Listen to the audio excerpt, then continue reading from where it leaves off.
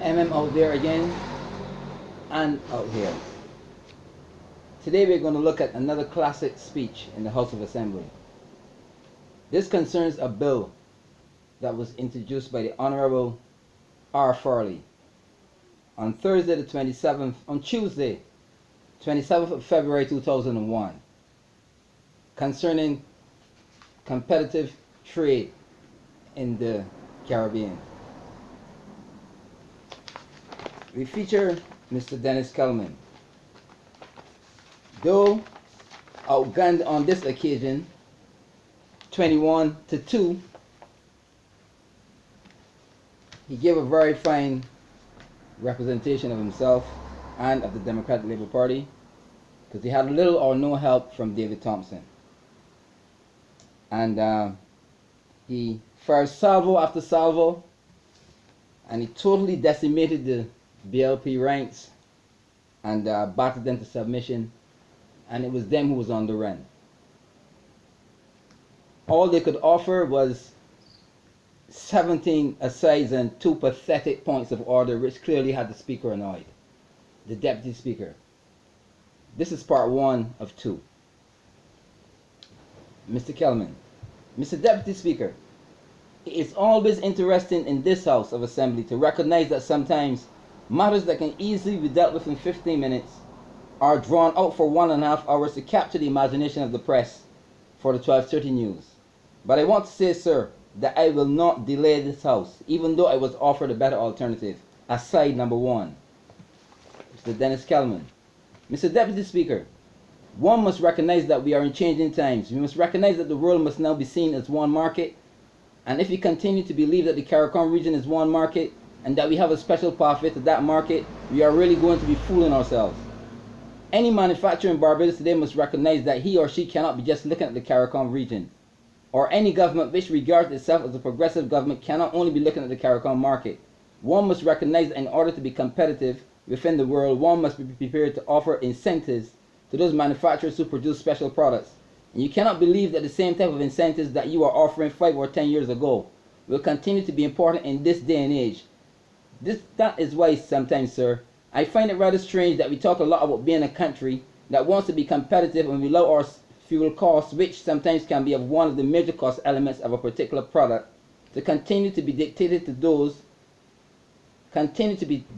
by those all producing countries. One would have figured, sir, that a country as small as Barbados, and sometimes we tend to believe that because we are small, cannot do things any different than anybody else. I am saying, Mr. Deputy Speaker, that one must recognize that because the Arabs are increasing their oil prices, it does not necessarily mean that we must continue to pass that cost on to our manufacturers, for the simple reason, sir, that government must recognize that the World Trade Organization, WTO, does not allow you certain incentives, and that is why we sometimes must not use our energy costs as one way of allowing our manufacturers an advantage over other people.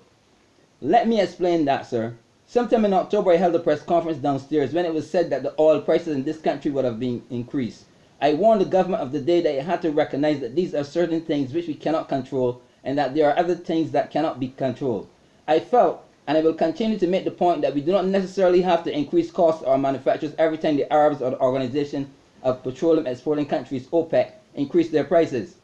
For the simple reason that we must understand what impact it would have on our producers, and sometimes we must provide those necessary cushions to make sure that the end product reaches the particular market at the lowest possible cost.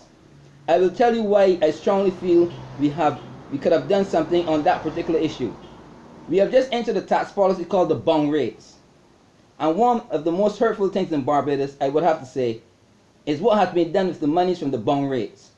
And I personally believe that that money should not be anywhere in the consolidated fund. It was never intended for the consolidated fund, and that money should have been used to help the productive sector in this country.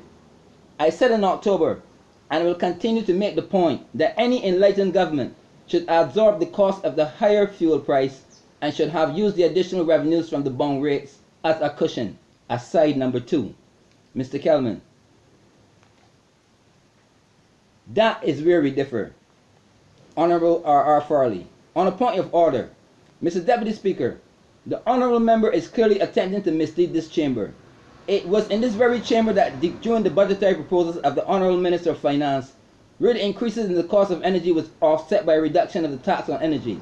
I believe that was in the 1998 or 1999 proposals, and it was specifically stated that this was to give the benefit to manufacturers, and that the government shaves its tax on energy in order to mitigate what increase would otherwise have been obtained in that particular instance. And sir, that happened then. Mr. Deputy Speaker, proceed. Mr. Kellman. Mr. Deputy Speaker, one must admit that this happens to be a financial matter which the Honourable Member for Christchurch East is not capable of dealing with. The Right Honourable Member for St. Peter is not in his place, so I hope that Honourable Members will fully understand what I speak of. Mr. Deputy Speaker, the point I am making is that the Honourable Minister can talk what he likes, but no one will dispute, sir, that the manufacturing sector would have suffered because of the higher fuel costs they have to incur. One would recognize that the Arvat cement plant, which happens to be in the constituency of St. Lucie, had to increase the price of cement, and a certain businessman said that should not have affected that increase. They had to say that because of the fuel costs, they had to increase their prices. People even challenged the Arvat cement plant to buy cement from somewhere else. The Honourable Member for St. Lucie, and not the Honourable Member for Christchurch East, had to send a warning to those people who felt that they should threaten the industry in St. Lucie before buying cement somewhere else, reminding them that they are involved in manufacturing, and if they were to increase their prices, likewise treatment would have been accorded to them. I am saying, sir, that every time the price of fuel coming into Barbados is increased, it does not necessarily mean that the government had to increase the consumers' fuel prices. And the foolishness about the government reducing taxes, let me tell you something. Only the government could reduce fuel taxes in the country because they are the only ones who are making super profits off the backs of the consumer. If one looks at how the fuel cost is computed, one would recognize that if we did not have a government, every sector in Barbados would be productive. I am saying, sir, that because of the fuel taxes inflicted by the government, it has made the manufacturing sector and other sectors a side number 3. Mr. Kellman, that is a fact, because even the Barbados Light and Power and the telephone company, Sir Henry Ford. Mr. Deputy Speaker, the Honourable Member is misleading the House. The percentage of fuel costs has been reduced, and I think that the government has enunciated a clear policy that it will reduce fuel prices accordingly. The Honourable Member for St. Lucie says that the government is making a fortune out of it. That is not so, sir. I expect both sides accept that there will be no fuel charge from the government. But if you look at the historical costs, you will see that there has been a reduction in the amount accruing to the government over a period of time. Mr. Kellman. Mr. Deputy Speaker, I am not here to deal with percentages. When you go to the supermarket, you do not buy goods in percentages. You buy goods in actual cost, and the Honourable Member for Christchurch West knows better than that, and feels that whenever I am sharing lashes, he must come in as a buffer. Aside number 4, Mr. Kellman, I want to thank the Honourable Member for the city for reminding me about mobile, because it is the biggest lie that has ever been played on the public of Barbados. That is, the impression was given in this country that when mobile was closed down, the consumers in this country would automatically benefit. I am still waiting for the benefits for the consumers. Aside number 5. Mr. Kellman, the consumers have not gained 1 single cent because of the closing of mobile. Furthermore, they have been inflicted with having to pay higher service charges for the roads. If the Democratic Labour Party gave mobile money, the Barbados Labour Party took it back, and no one can see where they put it. We have many potholes because the Public Works of Ministry could not get material to repair the roads. And furthermore, the new companies that have been set up collected and took the money for themselves that mobile would have received. Aside number 6. Mr. Kellman, Mr. Deputy Speaker, I want to make the point that if we are in a competitive world, we must recognize that as a government, there are certain decisions that can be made which can help manufacturers and all other producers. You cannot tell me that on one hand, you have higher revenues, and because there are certain decisions made by OPEC countries which reduce revenue, on another hand, you cannot do a balancing act. I will bet any amount of money in this parliament today that the amount of money received by the bond rates are much higher than the amount of money that the government had to pay for the increase of fuel charges. I am saying that we must recognize that we have globalization and we have all of these negatives.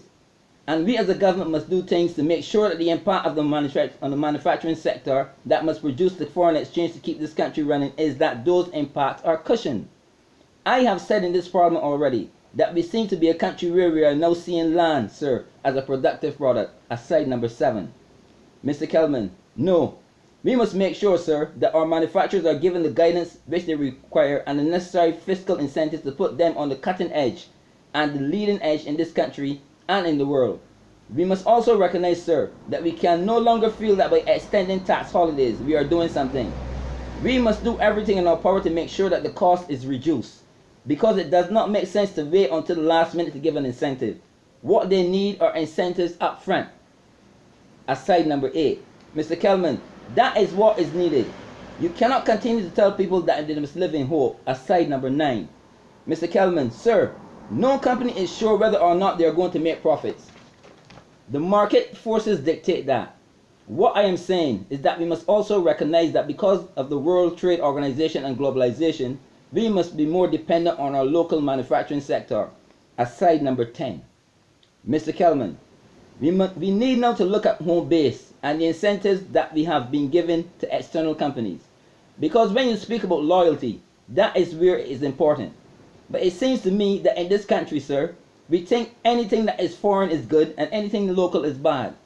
We need to accept the reverse strategy that anything local is good and anything foreign might be bad. I am saying that what we need today is for the ministry and the minister to sit down and work a package that is going to put Barbados where we need to see Barbados.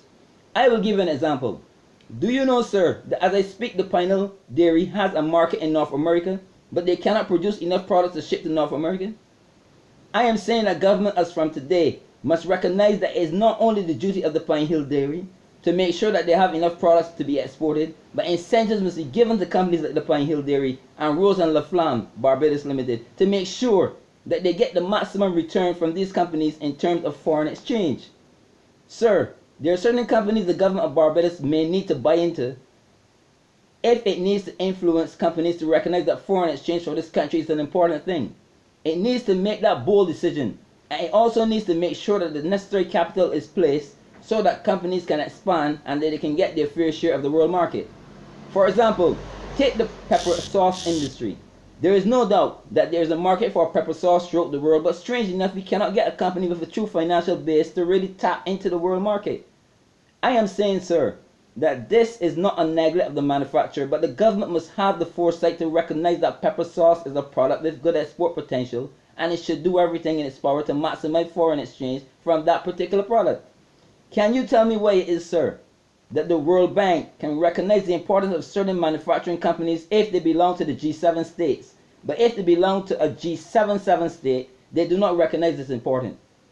Yet every time a minister gets up in here, the minister can tell you what the World Bank, the Inter-American Development Bank, IADB, and what the Organization for Economic Cooperation and the Development, OECD, grouping is saying, and all of that foolishness. We have to recognize that small countries are not only here to buy goods from the G7 countries, but we are here to manufacture goods and sell it to those countries without any hindrance. We must be prepared to stand up over the world and let the G7 countries understand that we are not only here to buy goods, and that we have products that are just as good or better from theirs, or as better and better than theirs, and that we should have the same advantage as they do. I want to hear from government, where are its fiscal incentives for companies to be set up in Barbados to produce our cotton from raw material to the finished stage? That is what I want to hear, because if you are going to tell me that there is a demand and there is a market for our Sea Island cotton, then the government must put a policy in place to make sure that we maximize the benefits from industries like that. What we do instead is to allow people to come and criticize us. Aside number 11. Mr. Kellman, yes, Kersakot was a good company. It was just that people lacked the foresight. I am saying, sir, that because cotton might be a history that some people do not like, it does not mean that Barbadians should hide their backs, sir. Aside number 12. Mr. Kellman, Mr. Deputy Speaker, I am saying that there are products which we have in Barbados that everybody will tell you have potential, but when you ask for a clear government policy to make sure that we're maximizing these things, we are not showing that clear government policy. The only thing that we seem to have a policy on in Barbados today is land. We know the foreign exchange potential of land. I am saying, sir, that there's a limit to land, but there's no limit to the amount of money you can get from cotton. They tell me that Barbados is 166 square miles. Aside number 13. That my friends, is the end of part 1. We shall be back with part 2. That's it for now.